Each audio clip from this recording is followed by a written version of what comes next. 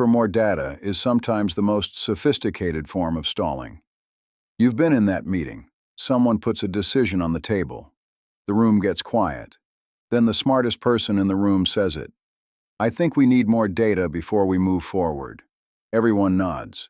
It sounds responsible, rigorous, like exactly the kind of thinking that separates good leaders from reckless ones. But watch what happens next. The data gets collected. Another meeting gets scheduled. The decision gets deferred.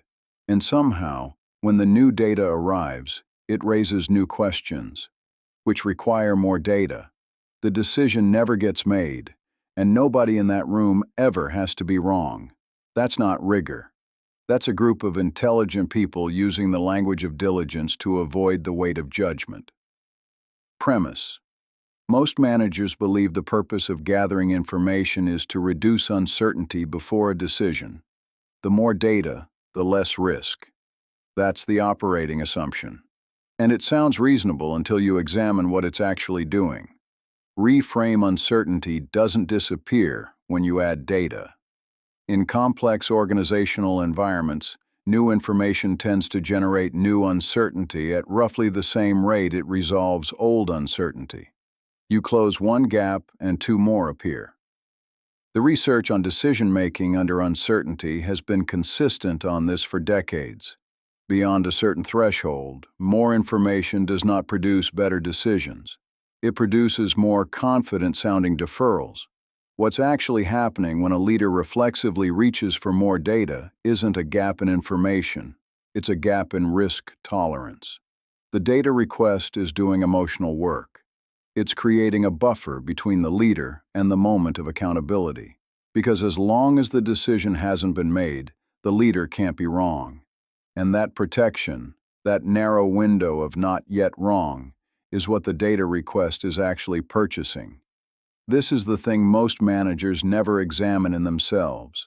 The behavior looks like thoroughness, but it's functioning as armor. Move before you table a decision for more information. Name, out loud or on paper, exactly what decision that data would change. Not what you'd like to know, what you'd decide differently if the answer came back one way versus another. If you can't name that cleanly, the data isn't informing a decision, it's delaying one.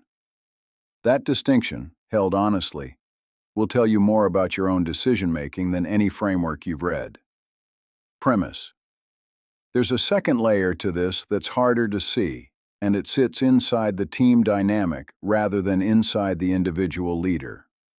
When a manager repeatedly defers decisions pending more data, the team learns something, not explicitly, but they learn it.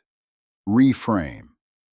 They learn that decisions in this environment carry disproportionate personal risk, enough that even their manager won't absorb it without additional cover. That signal travels fast. Within a few cycles, your team stops bringing you decisions at the point where a decision is actually needed. They bring you decisions preloaded with data packages, hedged with qualifications, framed in ways that distribute accountability before anyone has to own an outcome. You've trained them to do what you do. The hidden cost here is not just slowness, it's the erosion of ownership. Ownership requires the experience of making a call and living with it. When the culture around a manager systematically defers that moment, people never develop the muscle. They become sophisticated at analysis and risk-averse about judgment. You end up with a team that is very good at building cases and very reluctant to close them. That's a leadership consequence that doesn't show up on any dashboard, but it compounds quietly over years. Pay attention to how your team frames requests to you. If they're consistently over-documenting before bringing you a decision, thick decks, pre-answered objections, excessive caveats, that's not their personality. That's an adaptation to your behavior. The shift isn't to demand they bring you less. It's to change what you do when they bring you something incomplete. Make a decision anyway, name your reasoning, and let them watch you absorb the uncertainty. That's the model they need to see. Premise. The most subtle version of this problem doesn't involve a committee or a deferral meeting. It happens inside a single conversation, when a manager privately knows what the right call is and still reaches for more data. Reframe. There's a particular kind of decision that leaders find hardest. Not the ambiguous ones, but the clear ones with uncomfortable consequences. Personnel decisions. Resource reallocation. Telling someone above you that their direction is wrong. These decisions often don't lack information. The leader already knows. What they're missing isn't data. It's willingness to own the outcome that the data implies. Asking for more information in these moments isn't analysis. It's negotiation with yourself. You're hoping that if you wait long enough, the situation will resolve without requiring your direct action. Sometimes it does. More often, the delay makes the eventual decision harder, the consequences larger, and the people affected more aware that you saw it coming and waited. That awareness, that you knew and stalled, does more damage to your credibility than making the wrong call would have. The paradox is this: the decisions that feel most dangerous to make quickly are often the ones where speed is most protective. Not because fast is always right, but because the longer a known but unmade decision sits, the more it starts to define you to the people watching. And people are always watching. Move. When you find yourself requesting more information on a decision you've already privately reached, stop and name what you're actually waiting for.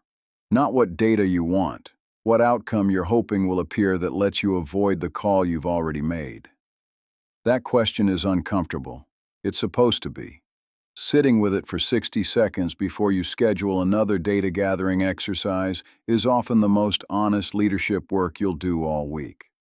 The standard for a good decision isn't certainty. It never was. The standard is whether you made the best call available with what you had at the time it was needed. Leaders who wait for certainty aren't being careful. They're borrowing time at a cost they're not tracking. At some point, the data is sufficient. The question after that point isn't analytical. It's about whether you're willing to be the person who decided